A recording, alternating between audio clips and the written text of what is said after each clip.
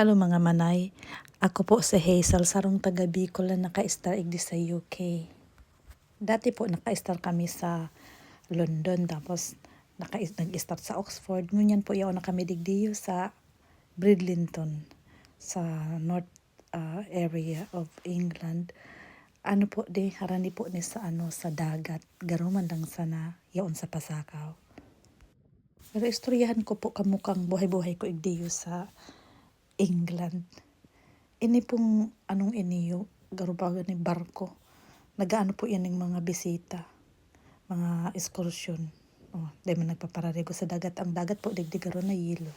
Garo na, yaon ka sa frigider, sa lipot. Yan po, mga turista yan, mga nagdadayo yan, digdi mga taga-syudad yan. Gusto po ninda magpasiring sa dagat, pag nagbabara bakasyon sinda. Ang bakasyon po di July, August, araw ka iyan. May kriit ng sarasaldang, pero may digding dulom. Ang mga dyan, ng mga passengers dyan. Ayan, po niyo sa harbor po niyo. Yung ako kani sa taas. Lako-lako mga tao dyan. Pag pag ati, grabe ang niyo. Dakulaon po digdi ang ati. Tapos pag taob man hararo mo na maray. Kaya ayan, mahiling mo talaga ang mga gabo-gabo dyan na pag-ati. Tapos ayan, mga tao pa lakaw-lakaw lang dyan sa harbor. Pa ano lang sila. Di mas nagpapararigo siya pag araw ka rin malibuton. Minsan nagpapararigo sinda pag medyo marsarasaldang. Lalo na ang mga teenager. Gusto ninda kayo para parigos dyan. Paski malibuton na maray. Tapos igo po digdi ning ning okasyon. Palipad ning mga saranggula. Kung ano-ano pong mga saranggula ang mga yaon dyan. Iba-ibang istal darakulaon pating gayo. May mga mga taho, mga titirinda ning mga dyan, may kakanon. Ayan dakulaon garo na bagay mga sira na kung ano-ano. Mga taho ugma magpapaano kay para dalan-dalan kayan. Pati ako nga na ugma mata grabe, iba-ibang kolor. Ayan, may kakanon dyan, mga tindang kakanon, tapos kung ano-ano mga aktibidades, igwang mga dyan, aktibidades na sakay-sakay si aki ko, tapos tinuturtol daw siya kang posture niya kang ama niya. Iyan, gusto niya po kaya magdyan, magberebisita dyan sa iyan, sa Saranggula flying. Ayan na, iniman ako sa kasi aki ko po yan nagduduyan-duyan, gusto niya kaya pero may nagduduyan-duyan. Kaya pero kami yaon dyan, pwede siya magduyan-duyan dyan sa sarong oras. Kaya duman sa sarong playground, dakulaon na maray ang ang playground sa sarong sa Sabalyo. Tapos ang aki ko, dahil na naghahali sa duyan. Kaya hindi ko na lang yan dinadara sa sadit na playground ta. Dawa pa dyan siya 2 oras on mayong nagbabantay na aki na masunod na mag-swing. Yun po iyan. Kaming kang aki ko.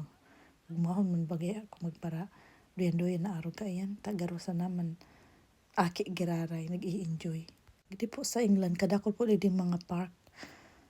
Siya, pagarog very common igda ang mga park ta.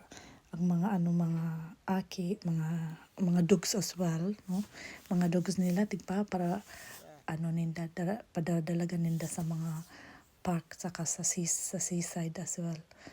Pero ining ko po, ining park na ini bawal digda ang ido. Ang iba kaya, daiman talaga ninda pig kukuruha ang mga udo-udo kayan. So, ining park na ini, habo din ng palaugon dyan ang ido. May nakasign po dyan na bawal ilaog ang ido.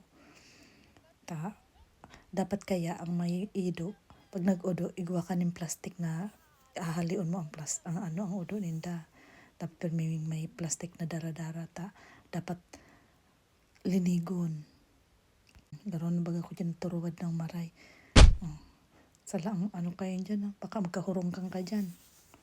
Ugmahon po kaya ang maray ang aki ko kaya na magpara sa swing dyan sa swing na iyan.